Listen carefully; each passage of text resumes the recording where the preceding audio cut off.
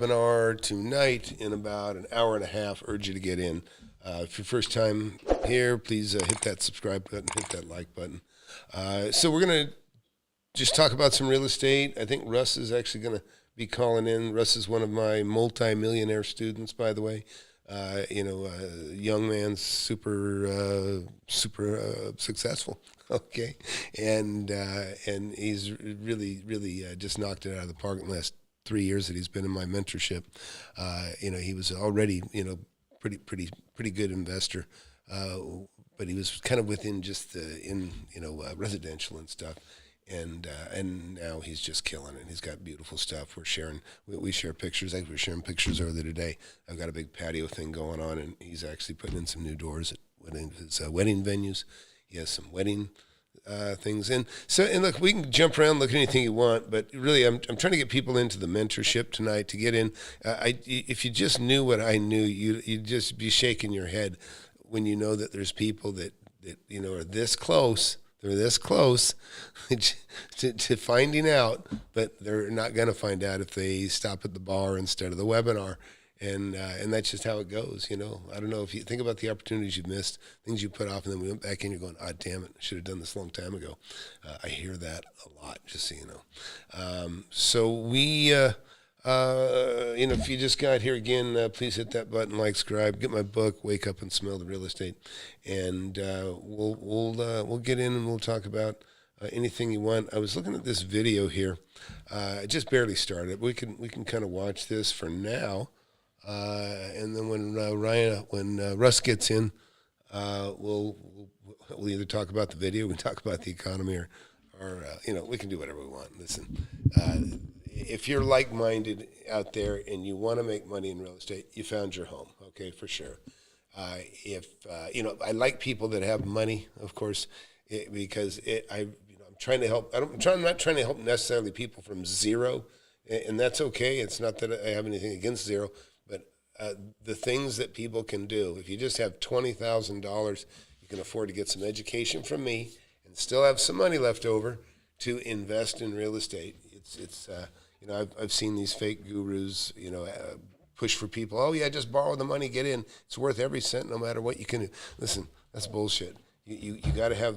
If somebody doesn't have the discipline to save and put a few bucks together, then chances are they're not going to be a good investor. And for me, I don't want to do them a disservice by inviting them into something that is beyond their scope, or if I think it is, or if they're not mature enough that I don't want them in the class, I'm not going to have them in the class. And that's just how it works, and that's what I do. And it's been really great because the people in the class have been exceptionally successful. I think the average student in my class has made something like $60,000, and that is downplaying a little bit. So I would urge you, if you're, if you're 30 years old and you're not a millionaire and you don't have real estate, I'm just telling you, you can change things rather quickly. I've had people become millionaires very, very quickly in my class, and most of them are on this page right here. Shane here is already damn way halfway there just on what he's made in the last 2 years. Chris is about there. Rich has gone past that. Same here. Ken has, like $1.2 million, $1.4 million, something like that. And Ron here is made over $4 million now. And then Jerry, most recent multimillionaire right there. Multimillionaire from the education he's gotten here and putting the things to use. But look at that, 2 million rough, 2 million plus. So, anyways, here to answer questions. Anybody got any questions? Fire away. And but let's jump over and watch this Ben Mala till either hopefully Russ will call in, and we'll call him if we have to. Anyways, so we'll get this started. This is how to best prepare for the 2025 real estate crash, which I would agree things are going to be crashing. And Ben, they're already crashing heavy for Ben because he didn't refinance his properties like he should have. And, easy to look back. I knew I don't have his problems, but he's got big ones. And it's terrible for him because he's selling his properties in a declining market with high interest rates. You couldn't have a worse situation. Let's watch. So what do you think is going to be happening to the residential real estate market? Residential, everybody locked into long-term rates is not going to move, because when they go see, I could sell my house and make $500,000, yeah, but now you're going to go pay another $500,000 and then pay more interest, and it doesn't pay. I'll just stay where I'm at. Yeah, and see, and this is the problem he's got, really, is he's in a situation where he's got properties. Let me see if I can make this thing. He's got great properties, but the problem is that they're overpriced. In other words, nobody can really do anything. It's a really interesting predicament to be in when you have good assets, but if you sell them, you got to roll them into something else. And if you're paying more, generally that's what we do when we do 1031s, we buy something that costs more than what we're rolling the profits from into something else. And so what happens is you end up ultimately, you probably need to borrow more money. Well, when you borrow more money, you're borrowing it at a very high rate, right? And if you're trying to sell your asset, that's the other problem is, you may be, happy as a clam, maybe you got an asset worth, $4 million and, you're getting whatever. Let's just say you're getting $280,000 a year income off your $4 million asset.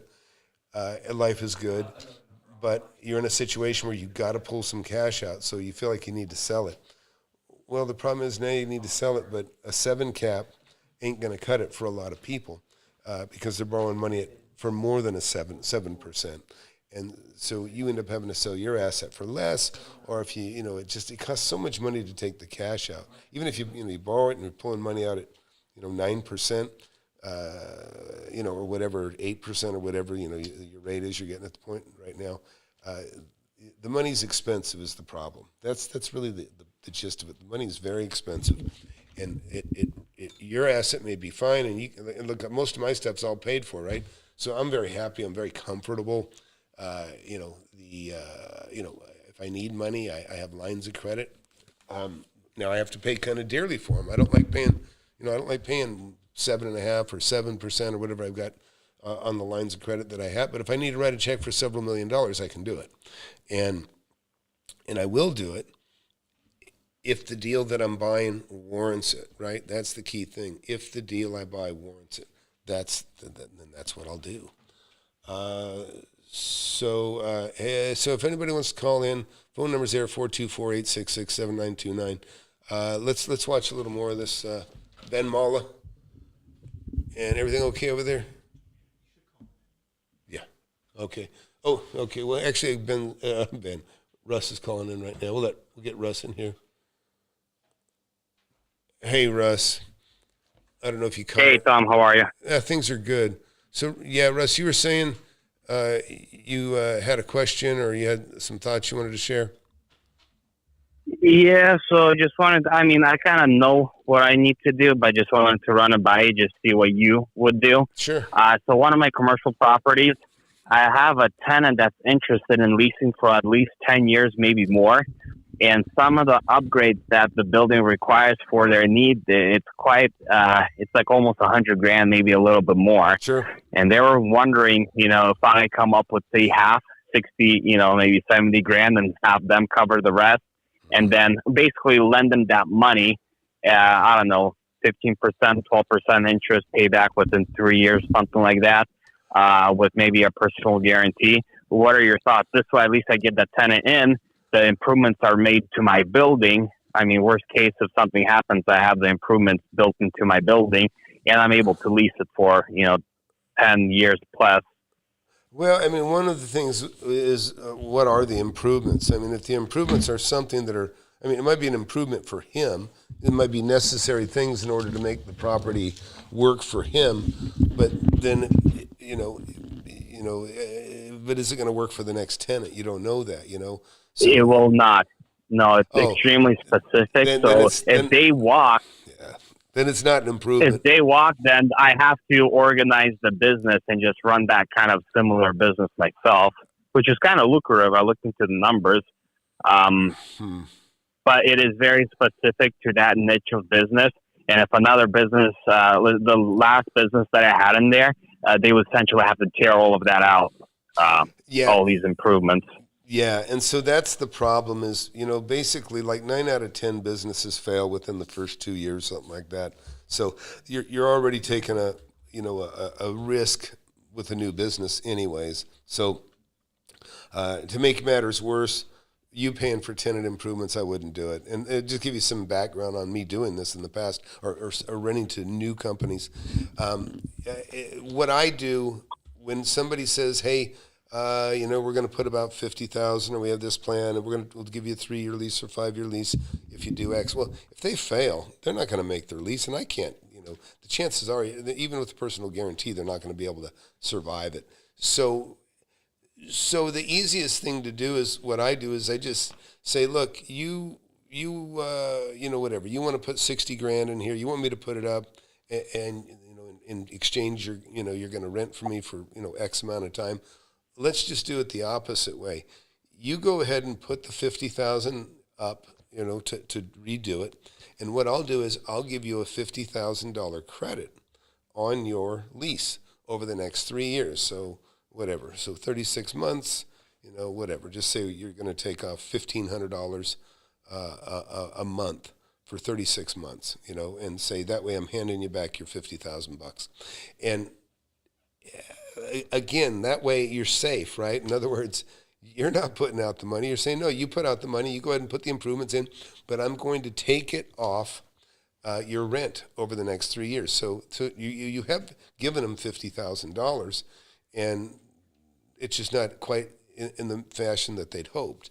I've done that, and they've accepted, Okay. and then they've gone in, they put the money in, and then they started to fail. And before the 3 years was up, they were done. You know what I mean? They're gone. And so, in other words, smart for me, because if I'd have put the 50,000 up, I would be at it. You know what I mean? I would be I'd be Negative, yeah. I'd be negative. I get it. Really, I'd be negative 50. Number one, because I would be negative 50. Right. But now, the cost to remove their improvements is a very real thing.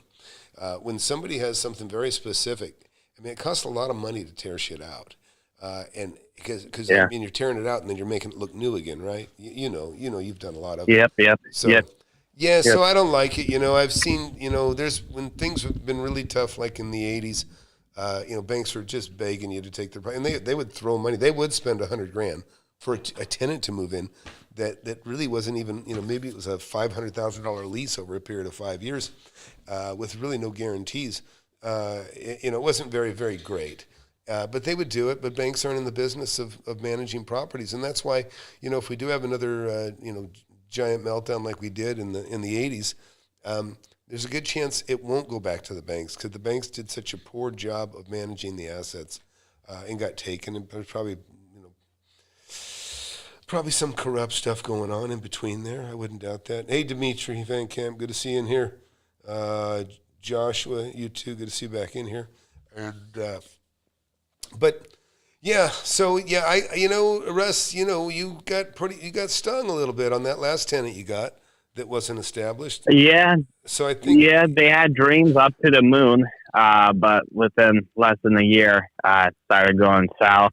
Yep. And it didn't work out with them, so I'm renting it out to someone new.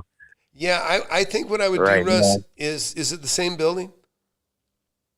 Same building. Yep. Yeah, I think I would concentrate on a tenant that is established and that can go right in there. And in your case with that one, I kind of think that would be a pretty good auto body shop. You know what I mean? It seems to me like it would be a decent auto body shop. And I think that's a pretty safe business in general. So anybody? I had a dealership that wanted to lease it, and the auto body shop would definitely need less upgrades, right, than the other business ideas. Yeah, but that idea you gave me where. Yeah, go ahead. Uh-huh. Go ahead. Sorry.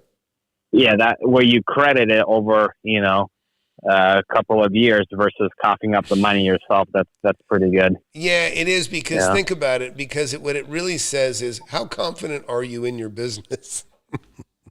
And listen, you test sincerity with the wallet. And there's no better way when somebody wants you to put tenant improvements in for them because they're going to be there for so long. You say, look, I'll pay for all of them. I'll pay for, instead of me paying for 60%, I'll go ahead and pay for the whole damn thing. I'm going to go ahead and just, but I'm going to credit it. They'll give you a credit. So I'll give you $10,000 credit a year or whatever you decided it is. Charles Wagner just wrote, I'm liquidating all of my holdings and looking at assets in Puerto Vallarta. Yeah, I don't love, investing out of the country, to be quite honest. I just don't like it. But that may work out well for you. Yeah, go ahead. I have a few subcontractors that work for me. They're from Mexico, and they say they have like 10, 12, 15 homes. And he's like, I come over here, I work for half a year. I go back and I live like a king in Mexico. He has a bunch of acreage, whole bunch of cows and, bulls and, makes a living here and lives like a king for half a year down to Mexico. So the dollar goes further over there than up here. Yeah, I know. Listen. But then how guaranteed is your property there? Someone comes knocking on the door and that's it. Yeah, there's a lot of weird stuff. If you're buying in Mexico, there's a lot of weird stuff. There's a lot of properties owned by just huge families, and there's just it's a little bit different. I mean, if I was going to buy, I would go through a title company, an American title company with maybe use the Century 21 or whatever the brokerage is that are most established. Century 21 was established. They're pretty heavily a long time ago. But I've seen a beautiful Punta Banda, Mexico. There's a huge, beautiful resort there, empty, nothing there, and I forget exactly what the problem is. I've seen a lot of nice buildings that weren't very old, that were already dilapidated, like they were 50 years old, and they weren't that old. So there's things to watch out for, but the titling is what you got to watch out for, Charles. That's what I would be very, very careful with is the titling on the assets. And listen, we're probably going to be somewhat, so to speak, going to war with Mexico. Mexico has really, really screwed us pretty hard. Letting the borders open and just they've made a fortune bringing people in through all these different countries, go into Mexico, and then they escort them over the border and charge them $5,000-$10,000 a head. It's really, really disgusting. But so I'd be very, very careful. So believe me, if in all honesty, if I had it my way, I'd think I'd just take the border and I'd push it a mile back, and then I would just push every illegal crossing. I'd shove them right back over the line. Set up a tent city and make it Mexico's problem to disperse them where they go. Hey, Fod, how you doing, buddy? Good to see you in here. Anyways, so look, listen, anybody out there, if you, interested in, go ahead and write a question in here. I can tell you, my students are very, very bright, and this is one of the best and brightest. Russ, young man, 30 years old, 4 kids, and, and he's got millions of dollars in real estate, and, he's expanded his portfolio since he's been under my mentorship, but he's just a super mind. He's like a sponge, and he's going to see great things coming out of Russ. It was a pleasure, Russ. Thank you, Tom. Appreciate that insight you gave. Yeah, it's really cool. It's very cool. I really enjoy you and a lot of the guys in the class. It's very, very cool. And we've talked about Ben, and like I say, Ben is as wealthy as he is, and he's hitting, he's really, really taking some super hard knocks because, he really hadn't been in the business that long, about 30 years.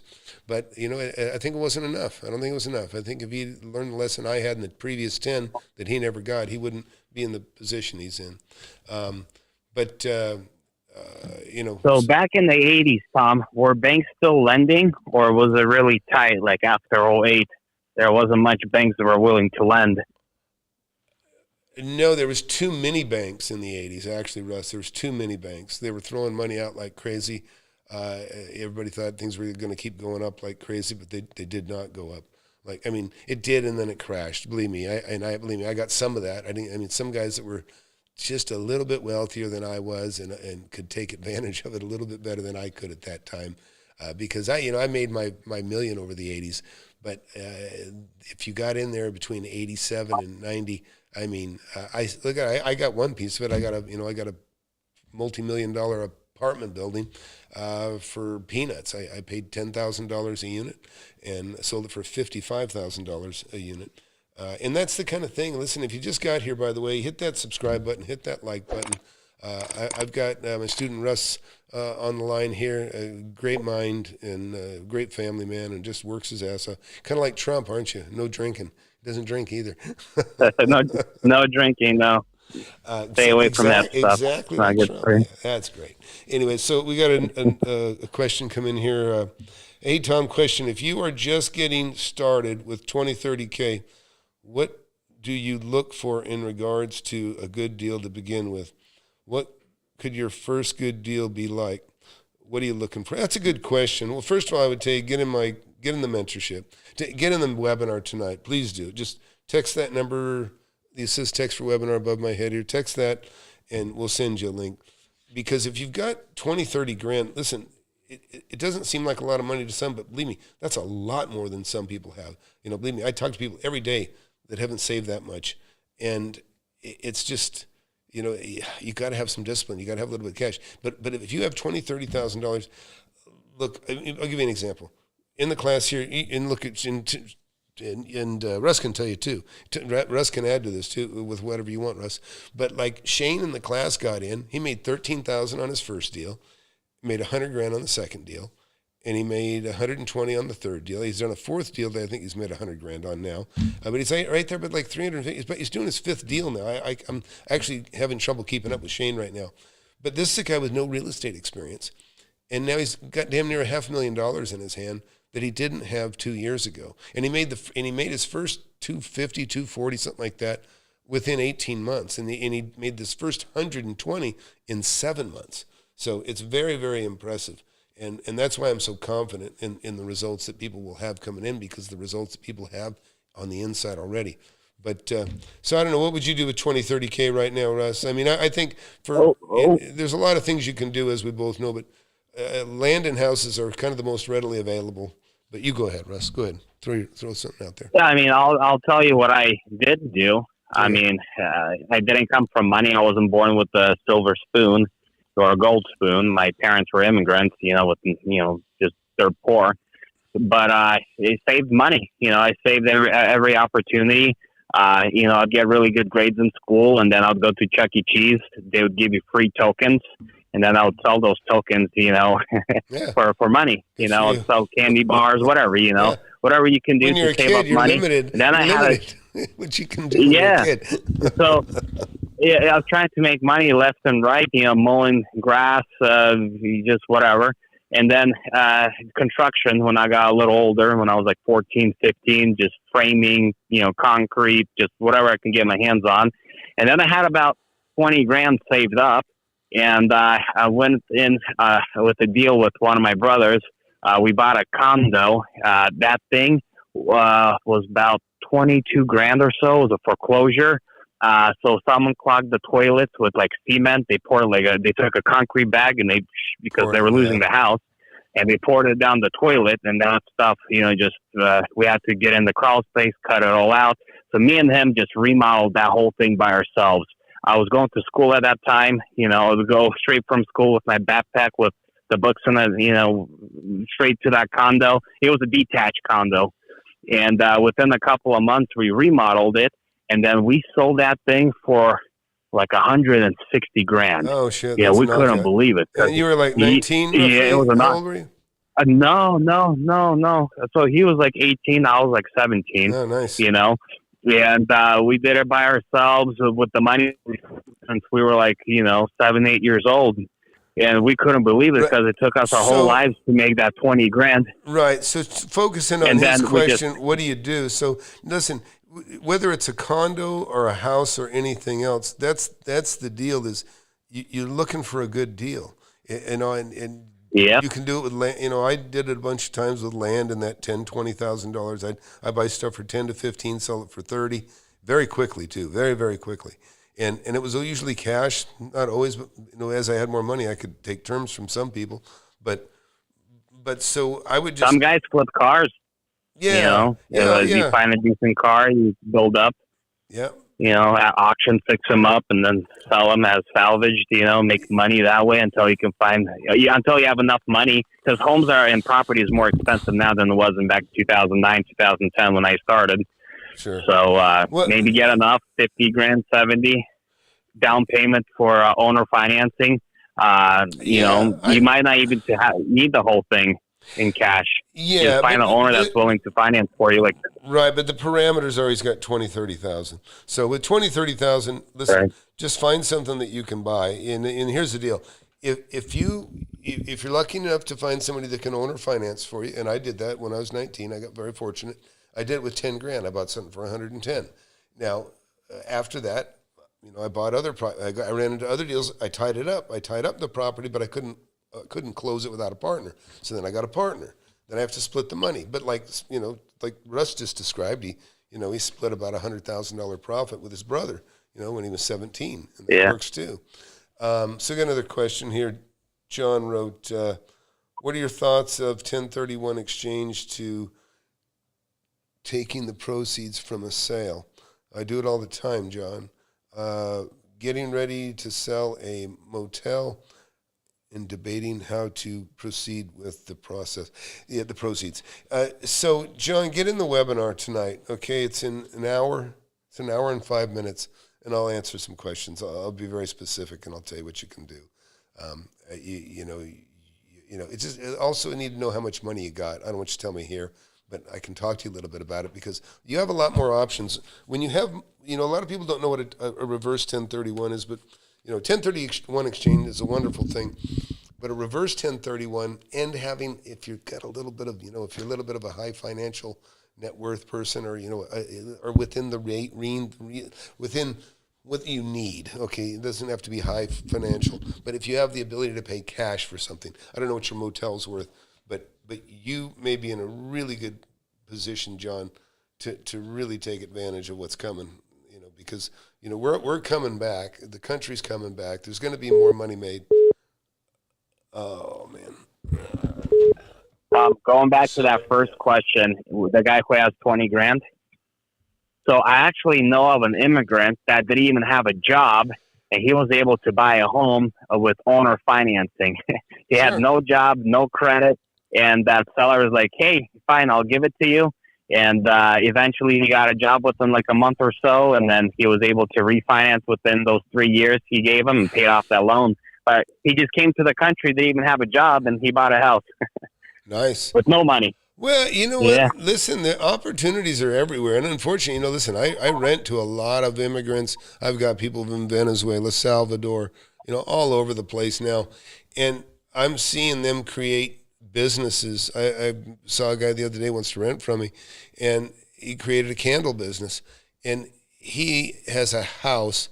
It looks like a production studio, just empty containers everywhere. They got an automatic wick stamper, puts a wick in the bottom of the thing, and and then they've got a hot wax machine that pours different scented wax. And this guy's killing it. And this is a young guy. I mean, early 20s. And hey, son, do me a favor, call Samira. He's trying to get a hold of me for something. Just talk to him if you would. So yeah, there's the people that come here from another country, they understand I can't open a business where they came from. They can do it here, and they're doing it out of survival. And a lot of times that we do out of survival turns into much bigger, better things. Just like you starting out selling, like me too. I sold candy in school when I was a little kid. I mean, because that's all that was my customer base. That's all I had was kids because I was a kid. So what do? You listen, you work that, and really that kind of is synonymous with what I was talking about, how, buy locally, and I buy locally, and it's because that's the audience. That's where that's what I know best. I can keep an eye on my assets, which is very important. Dimitri also wrote here, question, have you ever bought undivided interest? What are you talking about? Buying in with a partner? With an undivided interest? I got no interest in partnerships anyways, to be quite honest, Dimitri. If I have a partnership, I hold the reins, right? I'm in charge, and because I know I'm the guy. I'm going to be the guy that finds the deal. Number one. The only thing I may not have is the money. You know what I mean? And that can be any time. You know, you can always find something bigger than you are financially, and no matter how big you are. So I would go ahead. Yeah. I have a global question for you for 2025. What are you doing to prepare? Are you prepping lines of credit and just getting or hoarding cash, or waiting for those deals to start coming, or what's your strategic moves that you're doing right now going into 2025? Yeah, you know what? I've bought 4 or 5 houses specifically holding them. These are ones that have a big delta. I got them way under market, like everything we buy, right? And so I'm going to sit on those because right now they still actually have a 6% cap rate. I bought them all under roughly $300,000, all worth about $450, and so I can sit on those, have a cap rate of 6%, which isn't great. But the thing is I don't.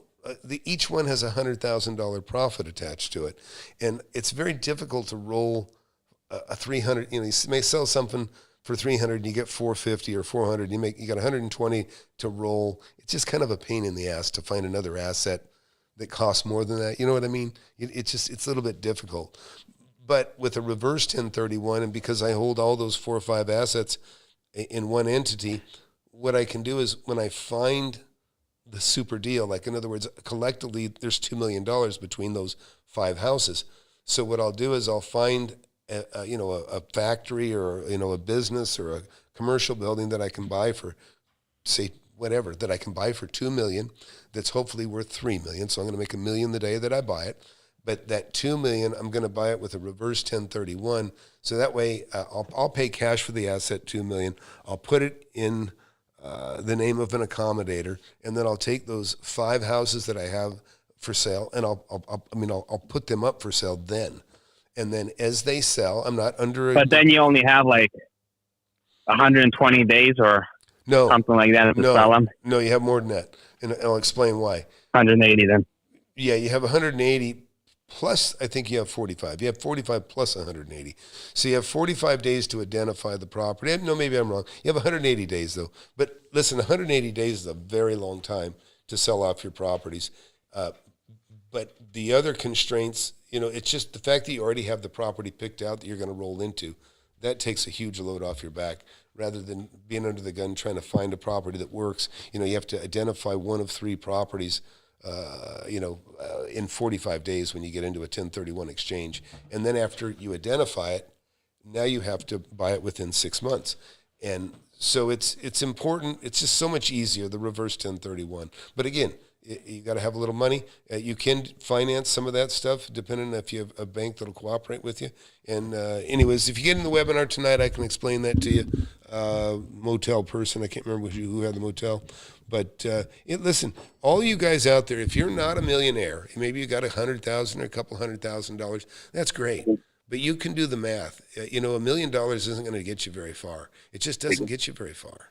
And, that'll buy you a 2-bedroom house in L.A., okay? It's nothing. In some areas, it is nothing. And I don't mean to diminish anybody that's made $1 million. It's still nice. And if you've got, and you can make $1 million fairly quickly too. I mean, Russ, you've seen it. You've seen it in the class, right? How many people have we seen become millionaires in the class? I mean, you're one of them that's made a couple million. Multiple. Yeah. But it's... I'm not even sure exactly how much I made. This one guy said, if you know exactly how much money you're worth, you're not that rich. So I want to keep it, Yeah. No. But what I'm saying is you've seen guys become millionaires in the class. Oh, very fast. Yeah, very fast. Just get going. And some of these guys have started from next to nothing. And so it's really, really cool. Yeah. And so, like I say, I laugh because I'll get people that are kind of tightwads, and I hate to call them that, but a person that's got $100,000, $200,000, they're 30, 40 years old, and I'm already, they don't realize how far behind the 8 ball they are with $200,000 at 40. It's nothing. And they don't understand that just taking a tiny fraction of that to get the education, even though they probably spent $100,000 to get the education for the college type job that they're in already, but now they can spend under $10,000 and they can learn how to make millions. It's really, really terrible. So, anyways, Fod with reverse 1031, he wrote, "How would you close if you did not have the money?" Yeah, Fod, that's a tough one. If you don't have the money, you're not gonna close. Yeah, I mean, the bottom line is a reverse 1031 is for people with money. It's not for people that don't. A regular 1031 is kind of for the folks that are limited with the asset that they're selling. But if you get in the webinar, and I can get into more detail if you want to. So look, if you just got here, please hit that subscribe button, hit the like button, and on the phone here with one of my students, Russ, fantastic investor, young guy, Yeah, family you man. actually gave me that good idea, Tom, to do a 1031 reverse exchange on one of my properties out selling. Yeah, I So know. I'm gonna try to I'm pull that excited off. for you on that. I am. I'm excited for you. But so there, like I say though, here's what you brought up something I don't want to let get away here. You asked early on, what are you planning? I'm very fortunate because, like I say, most of my assets are paid for, so close to paid for. I mean, I literally could pay them off one way or another if I wanted to, but I have lines of credit on the ones that are completely paid for, and so I have that money available. And am I worried about having a line of credit always? Not terribly. You know, some I have properties that I don't have a line of credit on. You know, they've expired because I don't really need the money right now. I just don't need the money. But if I need the money, I know that, you know, I stay close to my banker, and you should too. Everybody should. You know, if you got a good... Can they close those lines of credit on you? Say you pay it off, you say you have a 5-year drop period, but they close it earlier. Is that possible? I mean, you have I've never had a bank not stay up to their obligations or to what they committed to with me. I've never had that happen, but I've never been a risk either. But it doesn't mean it couldn't happen. I mean, certainly it could happen. I remember in 2009, I had a bank that just pushed me back, and I was sure they were going to give me the money. And they pushed me back to the point where my own banker was very frustrated with the bank itself. But they got into some trouble that I didn't know, but they had inside problems. And so I ended up, all of a sudden, I had to go find another bank. And you know what? I ran the clock out. And I ended up, losing $2 million because of that. It really, really was upsetting. And plus the economy was kind of going to shit anyways. So... but live and learn on that stuff. But the good news for anybody watching that's lost money, you can make it back. And I've been fortunate. I haven't lost much. I interrupted you. You were saying you're expanding you have your lines of credit, and you're just looking for deals that come along. Yeah. In other words, I mean, here's the deal: when you establish a line of credit, once you've got it established, it's not a big deal. Usually, you can renew them every 2 years or whatever the term is on your line of credit. You can renew it without a penalty, right? If the bank's charging you to renew it, then you probably need to have a talk with your banker. You've already been through it once. You don't need to go through it again. We're just extending it. And, just go through the motions to do that.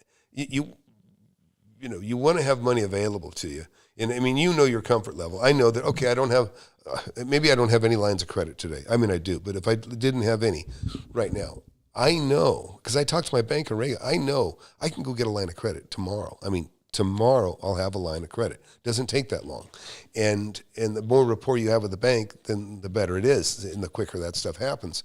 But so, it's just like everybody knows, if you're going to go buy a home, the average person, they got to have a loan for it. They get a pre-qualification letter. And that's because we don't want to waste our time with people that are dreamers. We want people that actually can close. And so, so it's important when you go in, and I have letters of credit, I've shared it in the class with you, where, it's just basically, if I'm looking at an asset that's, $5 or $6 or $7 million, I've got a letter with the bank will say, yeah, Tom's had we've loaned him, whatever, so many millions over the last several years. He's paid as agreed. And we will, if they're an asset, if the asset qualifies up to $7 to $10 million, Tom has the capacity to buy that, and we will, underwrite the loan. And so those are the things, assuming the asset, meets their guidelines, it's, the valuation bottom line. And so, but the same thing, whether, for those people that get if anybody's frustrated having to have a a pre-qual line, don't. Because listen, that's how it is for all of us. Even if you're buying multi-million-dollar properties, if you're going to be taken seriously, if you don't have cash in the bank, then you need a little trump card basically that says, hey, no, this guy's gold, and this is from the bank that's going to loan him the money. That goes a long, long way. And so that's always good to have, is that rapport.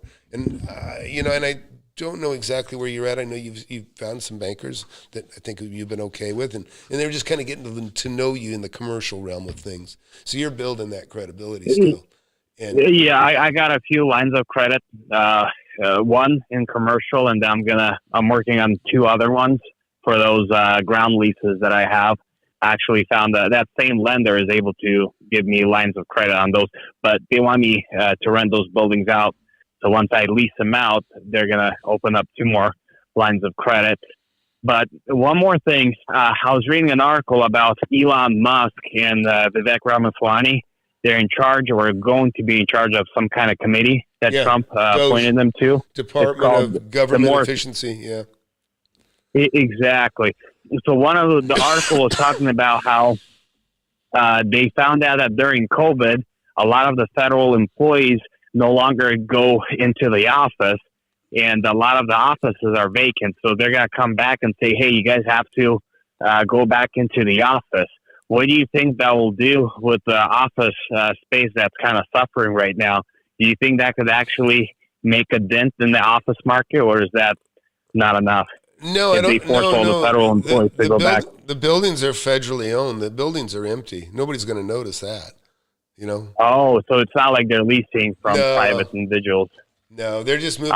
They have an office empty. They have a cube or something waiting for them. And I think it's like 92%. Like 92%. They're phoning it in. And believe me, I know people that are, I won't be specific, but I know people that, work for the cities and live in Brazil. And then it's been more difficult. Yeah. Because now they're having to come in more a little bit.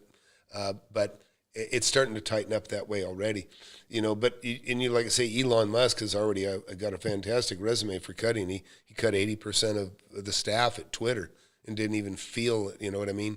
But, most of those people were censoring people, and it wasn't a very good, it's a job that is no longer needed, censoring people. It's just not out there anymore. So I think when he bought Twitter, he came in with a sink because he was throwing everything out, including the kitchen sink. Yeah, There's a photo of him. Yeah, well, thank God he did. Thank God he did. I'm really thankful for Elon Musk and Vivek too.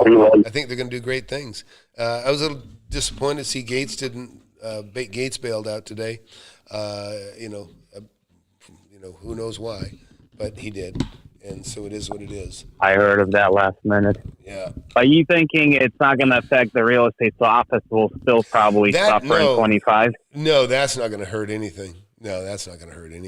In fact, what has been established is that you've got 92% of the people not coming into work.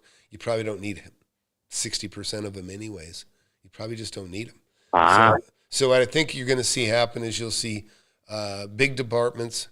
And I think they'll do it, in a nice way. In other words, they'll cut people, but give them a year or 2 of income. Say, hey, go find something else to do. We'll keep you paid. So I don't think the savings are instant. You know what I mean? But it's going to be on the right track. They said they think they can cut $2 trillion in the first year. But there is so much waste. And what's really cool is there's a Doge channel now on Twitter, by the way, that where people can come in and report waste and abuse, and you know what I mean? It's just come in and just point it out. Kind of like the app you had going. Remember you created some kind of app? Yeah, except this will probably work. The country's too apathetic. It takes a billionaire with with owning Twitter to make something like that happen. And I did waste some money. I tried a world, but it didn't work. But anyways, but yeah, in 2025, where do you think, in what field of real estate do you think there's the most opportunity? Just, I know we're looking at anything, same but places. Is there any specific type of? Same thing we all buy right now. Yeah, I think there's going to be great deals on industrial, commercial, industrial. I mean, office, apartments. There's going to be great deals on everything because we've already kind of fallen off the cliff, and so we're falling. I mean, we are going into a crash, I believe, right now. But how hard a landing is going to be, I don't know. And I say that because we got a Trump now, and we got a guy that wants to build jobs, real jobs, where people buy from each other, real commerce, not government jobs, not, Biden was taking credit for creating all these jobs. Well, half the jobs he created were really, I don't think he created any except for created government jobs. And really, I don't think any of us should count that as creating a job. He hired 80,000 people, 80,000 IRS agents, right? And what do? They go after, people that, they're going after taxpayers, they're going after people that are working, and because that's just how it works. But half of the jobs he created were new government jobs that eat up tax money, that puts us all deeper in debt. And then the other jobs were basically bounce back jobs, which were people that were coming back to work after losing their job with COVID and that sort of thing. So they were bounce back. They're really jobs that Trump had already created. So again, I feel strongly that things are going to be as good as they could be. It'll be a softer crash than it was going to be. And but as far as my experience with crashes in the past is, everybody is generally affected. Like I say, in a perfect world, I think people. I was going to do a video. Maybe I'll do a video on this guy. There was a guy that was, I forget his name, but I'll look him up. But he was way off. He was way off. He was way off. And so I got to play his video, and I'll share my thoughts on that one. But he's thinking that everything's going to go to hell with people making more money, and that's just the opposite. We need people making money, keep the money in the country, make the jobs. The jobs that get created in the country, the money that's created in the country stays within the country. That's the worst thing. Is that when things are getting bought from China and Japan or wherever, and the money goes back over or goes to Mexico. In other words, it's not here. And we have kind of a weird problem with people that work here from these other countries. They come in here, people say, oh, how great the migrants are for the country. Well, that's not necessarily true, because the money that they make, they send it back home. It's not getting spent here. They're sending it for the very reasons that somebody mentioned in here earlier about, I forget who was in here talking about, oh yeah, buying a place in Puerto Vallarta. Well, look at your money being made here, going into Mexico or whatever. I mean, believe me, I've been to China and Taiwan. I've toured, million square foot plants, and you just can't believe it's just an enormous factory. And look at they can make an exercise. Yeah, go ahead. Wouldn't more money in the U.S. make inflation higher? Like more money chasing fewer goods? That was the argument is, we're creating jobs here and people start making more money. There's going to be more money to spend and it's going to push everything up. I don't buy that. I mean, it would really have to be excessive. The money that screwed us up so badly was I don't know how many trillion we threw out where we gave money, all this stimulus money that was given away. When you give people unearned money, when people are given money that they didn't earn, they squander it. And I mean, they don't care what they're paying because they didn't earn the money. People that actually earn and make money are much, much more careful about how they buy, how they spend, and what they want, and look for a deal. But people that are just handed money for doing nothing, they just hand it out just as easily for the stuff that they buy. So I don't think we have the same problem with earned income as opposed to unearned income, right? There's people that have unearned income. I like people that earn their income. Go ahead. Speaking of money, I was over at a title company last week just doing some paperwork, and I asked them, how's business? And they told me like 3/4 are all refis. So like 1/4 is like purchases and sales. So a lot of folks are tapping into their equity in their properties. Like 3/4 of the businest is all refi. Yeah, and that's not a good sign. That's not a good sign. Because right now, people that are, most people I think that are refining right now are probably their interest rate is probably going up from what they had. In other words, they're sucking equity out of their home to get by, possibly. I mean, if you're a business, if you bought a commercial industrial office building, you know, a lot of those have they have a call. Their call, and you know, they have to refi every 5 years, and that's one of the things that got Ben Mollis so screwed up. And you know, unless you limit the interest rate jump, and you can do that when you negotiate a loan, commercial loan, you know, you can say, okay, in 5 years, sure, we'll bring it back to market, but you can't increase me more than, you know, 1.25 points over what I am now. So you have 4% loan, it's not going to be more than 5.25. So in 5 years, it jumps to 5.25 when you refi, no big deal. But if it jumps to 7.5, like it does if you didn't have that, you know, if you didn't prepare for that and you didn't, you know, make that, you know, a part of your loan agreement, then you're screwed. And Ben didn't do that because I know from what he described. And so he's in a bad situation. And you know, he'll survive it, of course, you know, but again, it hurts, right? But I feel like I've got off your question a little bit, but No. You're still going with the same thing. Yeah. It's online. Yeah. It's on the topic. Yeah. And so I think about that. So like your lender, I think he's probably talking about residential stuff, right? Because think about The it. residential stuff, a lot of folks are tapping into their equity. But yeah, they're tapping into the equity, which is terrible. That's terrible. It would be one thing if interest rates have been 7% for the last 5 years, and then all of a sudden they drop to 5.5 or 6, and people are refining to save money because it makes sense. But they're not. You know what it's been like. Anybody that's refining now is probably refining a loan that is less than the current market. Wouldn't you agree? Unless it's commercial industrial. Oh, yeah, office. probably. Yeah. So it's a bad sign if it's residential. Quite a bit higher. Yeah, it's you know, it's a crumbling pot, I think, and so. You know, I would just tell people out there, you know, keep your overhead low as you can, and you know, and work 2 jobs or do whatever you got to make some extra money. And you know, if you have money, then you should get in my webinar for one thing, because if there's nothing like real estate to make you wealthy. And good or bad, I've made money. I've been doing this for 43 years. I invest every single year, make money every single year, and you know. So it doesn't matter. It doesn't matter if you're going. There's always people that can afford to buy in bad times. There's just not as many. So, but anyways, I'm going to be going live here in 40 minutes. Urge everybody that can get into that webinar tonight, because listen, you got all these opportunities coming in 2025, and we'll talk about some of that stuff. I'll show you how I made my first million in the 80s and tens of millions, you know, since then. And, you know, you really want to be comfortable like I am, like Russ is, like other students that are in my class.